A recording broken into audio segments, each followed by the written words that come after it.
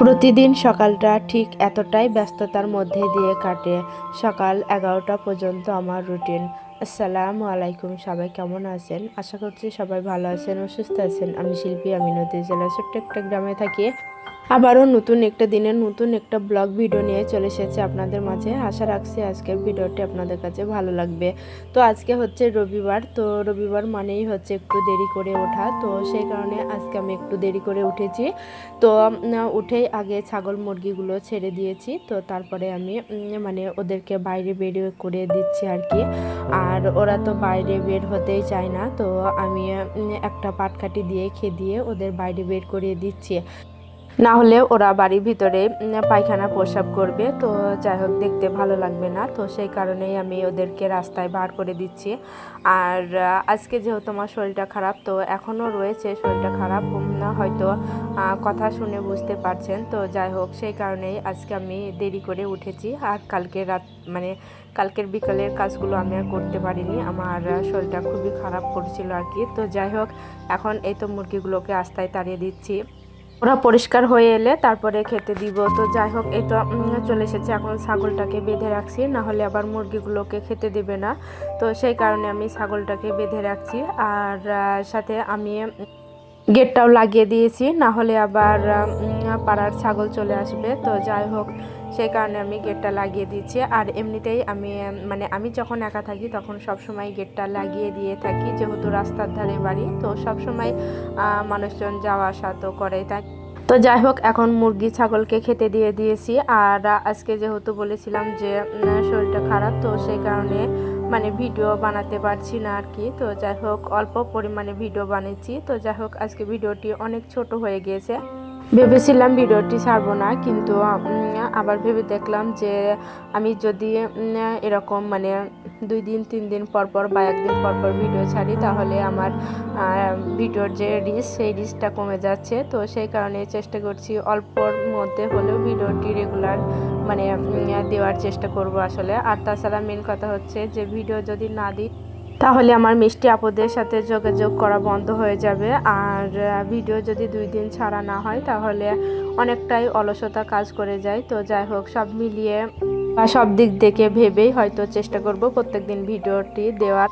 তো যাই হোক এখন চলে এসেছি নাস্তা খেতে, মানে রুটি ছিল, তো সেই রুটিটাই তেলে ভেজে নিয়েছি, আর ডিমটা তো সিদ্ধ করে নিয়েছি, আর চাটা করেছে আমার বড় ছেলে। তো যাই হোক আজকে এটা দিয়েই নাস্তা হয়ে গিয়েছে। তো যাই হোক আমার বড় ছেলে বলে জানেন যে মা, তুমি আমাকে যাই খেতে দাও না কেন, কিন্তু খাবারটা একটু সুন্দর করে গুছিয়ে দিও, তাহলে আমার খেতে খুবই ভালো লাগে। তো যাই হোক তো সেই কারণে দেখবেন আমি খাবার প্রায় গুছিয়ে সুন্দর করে গুছিয়ে দিয়ে থাকি। তো যাই হোক বিশেষ করে আমার বড় ছেলের খাবার থালাটা আর কি, যে সুন্দর করে গুছিয়ে দিলে যতক্ষণ আমার ছেলের খেতে ভালো লাগে, সে যাই হোক না কেন, ডাল সিদ্ধ ভাত বলেন আর মাছের ঝোল বা মাংসের ঝোল যাই দিই, যদি সুন্দর করে গুছিয়ে দিই তাহলে ও খাবারটা তৃপ্তি সহকারে খায়, আর এতে করে আমারও বেশ ভালো লাগে।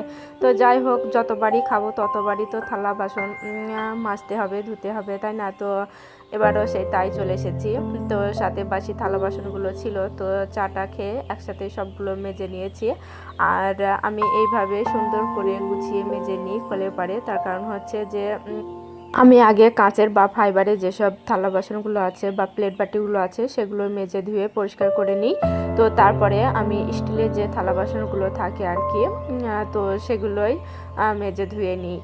আর প্রত্যেক দিনের মতো আবারও আজকে বলছি, ভিডিওর এই পর্যন্ত কারা আছেন তো আমি জানি না, তো যারা আছেন ভিডিওটিতে প্লিজ একটা লাইক দিয়ে দেবেন, সাবস্ক্রাইব করে পাশে থাকা বেল আইকনটা প্রেস করে রাখবেন, যাতে করে আমি নতুন ভিডিও পাঠানোর সাথে সাথে আপনার ফোনের নোটিফিকেশন চলে যায়, আর আপনি আপনার সময় সুযোগ বুঝে ভিডিওগুলো দেখে নেবেন। আর অলরেডি এই কাজটা যারা করে দিয়েছেন আপনাদের জানাই অসংখ্য অসংখ্য ধন্যবাদ।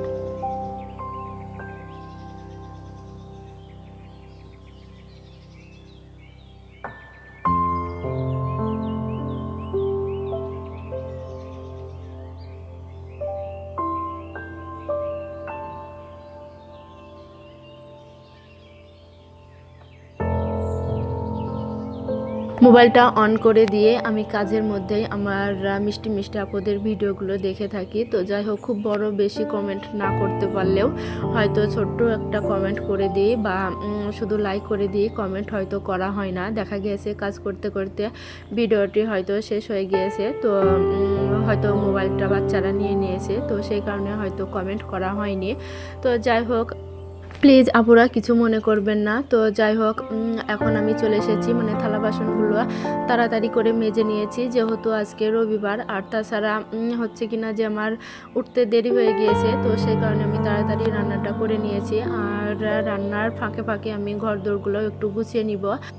তো এইভাবেই আমি 11টার ভিতরে সব কাজগুলো কমপ্লিট করব। তো আমার টাইমের বাইরে হয়ে গেলে আমার আর কাজ করতে ভালো লাগে না। তো যাই হোক, সেই কারণে আমি মানে রান্নার পাশাপাশি এমনিতে ঘরদোরগুলো গুছিয়ে থাকি। তো যাই হোক, এখন আমি রান্না করব আলু দিয়ে মুরগি। তো আলুটা আগে ভেজে তুলে নিয়েছি, তো তারপরে আমি মুরগির মাংসটা ওই তেলে ভেজে নিয়েছি। আর মাংসটা যদি তেলে ভেজে রান্না করা যায় তাহলে খেতে বেশ ভালোই লাগে। আর আজকেই এই মাংসটুকু আমার বাড়ন্ত ছিল, মানে যেটুকুই ছিল সবটুকুই আর রান্না করেছি, সাথে মাছটাও রান্না করে নিব। আর আমি যে 500 টাকার মাছ আর মুরগি কিনেছিলাম, তো এই পর্যন্ত হয়েছে আর কি। তো যাই হোক, এদিকে আমি একটা সবজিও রান্না করব।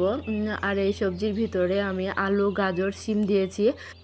আমি যে মাছ মাংসগুলো একসাথে কিনেছিলাম, তো সেগুলো ফ্রিজে রাখা মানে রেখে দিয়ে আমি এই কদিন খেয়েছি আসলে। তো এতে করে আমার শরীরটা খুবই খারাপ হয়ে গিয়েছে। তো সেই কারণে আমি আপনাদেরকে বলছি, মানে আমার মতো যারা নিম্ন মধ্যবিত্ত ঘরের বউরা সংসার চালায় আসলে, তো তাদেরকে বলছি যে আপনারা প্লিজ একসাথে মাছ মাংস কিনবেন না, বিশেষ করে যারা গ্রামে থাকেন।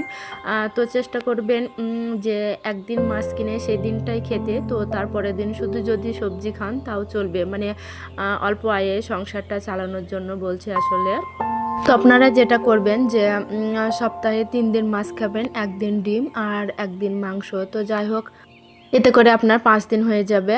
আর বাকি যে 2 দিন থাকবে, তো সেই 2 দিনের ভিতরে আপনি ডাল, তারপরে সয়াবিন, তারপরে পনির এসবগুলো রাখতে পারেন। তো এতে করে আপনার প্রোটিনের অভাব হবে না, আপনার বাচ্চার প্রোটিনের অভাব হবে না। তো যাই হোক, আর যদি আপনি ফ্রিজে রেখে খাবারটা খান তাহলে আপনার শরীরটা খুবই খারাপ হয়ে যাবে। তো যাই হোক, আমি মানে যেটা বুঝেছি, তো যাই হোক, আমার ছোট্ট বুদ্ধিতে আমি আপনাদের এটাই সাজেস্ট করতে পারি, যেহেতু আমি এই কদিনে ফ্রিজের খাবার খেয়ে আমার অনেকটাই মানে রক্তের শর্ট হয়ে গিয়েছে আসলে। আর শরীরটা তো খুবই অসুস্থ। তো যাই হোক, সেই কারণে আপনাদেরকে মানে সাজেশনটা আমি দিচ্ছি আসলে, তো সেটাই বলতে পারেন। তো যাই হোক, আমরা যারা নিম্ন মধ্যবিত্ত ঘরের বউ আছি, তো আমরা ঠিক এইভাবেই সংসারটা চালিয়ে থাকি। তো যাই হোক, একবারে মাছ মাংসটা না কিনে আপনি যদি সপ্তাহে 2 দিন বা 3 দিনও মাছ খেয়ে থাকেন তাহলে দেখবেন আপনি অনেকটা সুস্থ থাকবেন। তো আমরা যেহেতু গ্রামে থাকি, তো গ্রামে টাটকা শাক সবজি মাছ মাংস সবই পাওয়া যায়। তো যাই হোক, একটু দেরি হলেও হয়তো চেষ্টা করবেন ফ্রেশ খাবারটা খাওয়ার, এতে করে আপনার শরীরটা ভালো থাকবে। প্লাস ডাক্তারকে যে টাকাটা দিবেন, তো সেই টাকাটা দিয়ে আপনি অন্য কাজ করতে পারবেন বা মাছ মাংসটা খেতে পারবেন। তো যাই হোক, আমার রান্নাগুলো হয়ে গিয়েছে। আর ভিডিওর ভিতরে দেখানো কোনো কাজ বা কথায় যদি ভুল হয়ে থাকে প্লিজ ক্ষমা সুন্দর চোখে দেখবেন, কারণ মানুষ মাত্রই তো ভুল করে, তাই না? আর আমি আপনাদের সামনে সবসময় সত্যিটাই তুলে ধরার চেষ্টা করি। তো যাই হোক, ফ্রিজে মাছ মাংস রেখে দিয়ে সেই খাবারটা খেয়ে আমার টাইম বেঁচেছে, কিন্তু আমি অসুস্থ হয়ে গিয়েছি, মানে আমরা 3 জনেই অসুস্থ হয়ে গিয়েছি। তো যাই হোক, সুস্থতা হচ্ছে আল্লাহর নিয়ামত, আমি আগেও বলেছি। তো সেই কারণে বলছি, যদি আপনি সুস্থ থাকেন বা যদি আপনি সুস্থ না থাকেন তাহলে আপনার টাইমে কি হবে, তাই না? তো যাই হোক, মুরগির মাংস দিয়ে চিতই পিঠা খেতে খেতে আল্লাহ হাফেজ, আসসালামু আলাইকুম।